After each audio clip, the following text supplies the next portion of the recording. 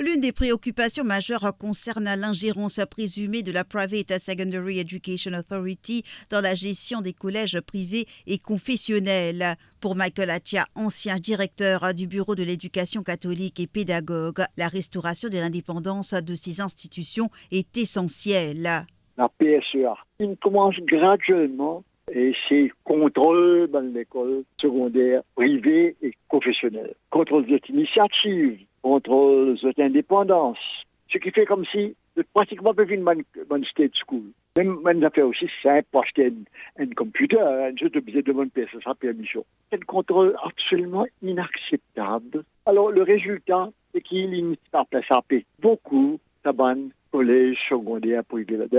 L'association des managers des collèges privés et le diocèse de Pau ici, souvent, ils protestaient. Alors voilà une chose qui définitivement le beau gouvernement a à faire. Rendre aux collèges privés et aux collèges confessionnels cette liberté d'action. Selon Michael Attia, cette liberté d'action permettra à ces collèges privés de reprendre des initiatives novatrices adaptées à leurs valeurs et à leurs besoins spécifiques. Et cette liberté d'action-là, il est très utile, ça. C'est ça qui permet l'initiative. C'est ça qui permet d'améliorer les choses, cette indépendance. Alors ça, c'est quelque chose qui est nécessaire à faire. Et pour faire ça, évidemment, il change la direction de la PSEA. Pour Sundresh Sorminaden, ancien recteur et pédagogue, il faut mieux encadrer les élèves recalés lors des examens du Primary School Achievement Certificate.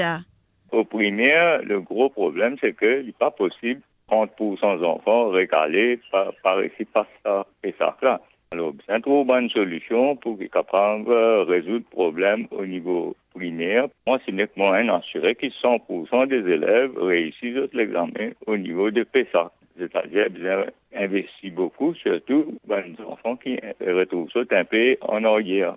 C'est un trop bon moyen pour encadrer les autres. Sundresh Sorminaden évoque également l'échec de l'Extended Programme, une initiative destinée aux élèves ayant échoué le PESAC, mais qui s'est avérée inefficace. Le pédagogue estime qu'il est temps de revaloriser l'enseignement vocationnel et de ne plus focaliser uniquement sur les matières académiques pour ses élèves. Face aux multiples défis, Sundresh Sorminaden appelle à l'élaboration d'un plan national stratégique pour le secteur éducatif impliquant tous les partenaires concernés. Concerne secondaire maintenant, au nouveau ministre maintenant de décider si vous get rid de ces affaires extended programme là qui finit un échec total parce que ça les enfants là si ils ne sont pas capables de participer ça veut dire côté académique ils ne sont pas capables aux autres continuer à faire les mêmes affaires qu'ils ne sont pas capables de faire pendant autant d'années. Moi je pense qu'il est pour nous valoriser un sujet vocationnel.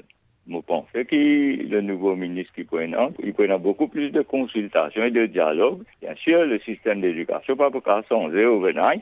Et moi, je souhaitais aussi qu'il y ait un plan national pour l'éducation. À chaque fois, l'autre gouvernement venu, il continue avec ce même plan-là, peut-être avec une modification, et non pas juste sans le système complet. Ce sont les enfants qui sont pénalisés à la fin. Alors que le nouveau ministre de l'Éducation prend ses fonctions, les attentes sont élevées. La consultation avec les pédagogues, les associations de parents et les gestionnaires d'établissements s'annonce cruciale pour redéfinir les priorités et mettre en œuvre des réformes ambitieuses.